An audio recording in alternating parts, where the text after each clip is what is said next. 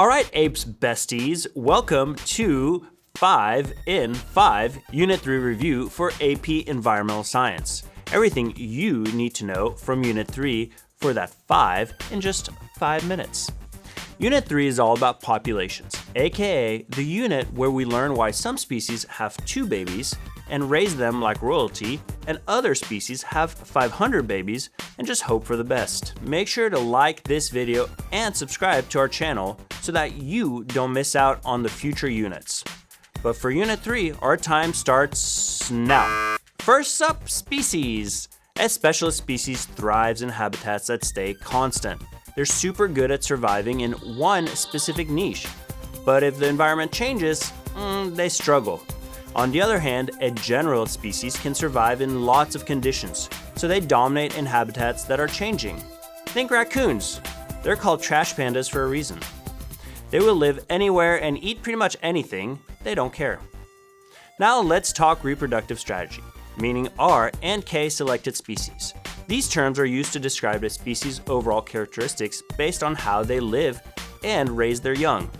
R-selected species are the quantity over quality organisms. They have small bodies, many offspring, little to no parental care, short lifespans, they reproduce only once in their lifetime, and experience low competition for resources. Because of these characteristics, R-selected species tend to become invasive. In contrast, K-selected species are the slow and steady organisms. They have large bodies, few offspring, lots of parental care, long lifespans, they live in stable environments, and experience high competition for resources. Most species don't fit perfectly into one or the other categories. Some shift strategies depending on conditions, while others can have qualities of both. But understanding the differences will be helpful for your AP exam. Now let's talk about a term that sounds like a superhero power: biotic potential.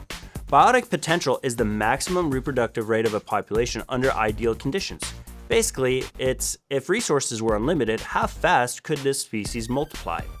And to understand survival patterns, we must use survivorship curves, which show how many individuals in a population survive over time. In a population that follows type 1 curves, most organisms survive until old age, typical of K-selected species, like some species of sharks. In a population that follows type 2 curves, organisms have a constant death rates throughout their lives, still common in K-selected populations, like some species of birds.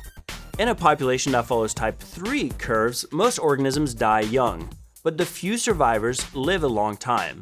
Classic R-selected species, like some species of spiders. So survivorship curves help predict whether a species invests in a few well-cared-for offspring or just spams offspring into the environment. Alright, now for the concept that can cause ecological disasters since limits do exist: carrying capacity, or K.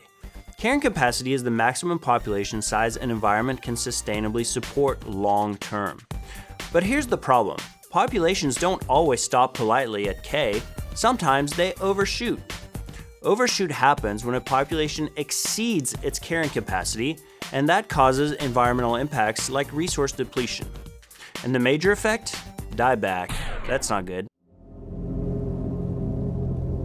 Dieback is when the population crashes hard because resources run out, leading to famine, disease, and sometimes conflict. So overshoot is basically nature saying, you ate all the food, now everyone has to suffer. Population growth is always limited by resources and space, and resources are finite at every timescale. Now let's shift to humans, because humans don't just study population growth, we live it daily. Human population growth can be interpreted using age-structure diagrams. A rapidly growing population has a wide base, meaning lots of young people. A stable or declining population has a narrow base to their population pyramid. Total fertility rate, or TFR, is the average number of children per woman. It's affected by age at first childbirth, education for women, access to family planning, and government policies. If the fertility rate is at replacement level, the population is stable. If it's higher, it's growing, and if smaller, it's shrinking. There are additional factors such as density-dependent and independent factors that affect population growth. Infant mortality is also important, and it depends primarily on healthcare and nutrition. Now here comes the famous model, the Demographic Transition Model, or DTM. This is a modeled population graphic that describes how countries move from high birth and death rates to lower birth and death rates as they develop. For APES, DTM is in 4 stages, and that's unlike AP Human Geography, which has 5 stages. In DTM, developing countries tend to have higher infant mortality and more children in the workforce than developed countries. And don't forget the Rule of 70, that pesky little formula to determine the doubling time of a population. Alright, that wraps up Unit 3, R versus K species, survivorship curves, carrying capacity, overshoot, age structure diagrams, fertility rates, and demographic transition. If you're ready to figure out your carrying capacity of knowledge, check out UWorld's APES review course, where we explore these concepts even more so you can get a 5 on your exam. Just visit collegeprep.uworld.com/AP and stay tuned for our next video, Unit 4.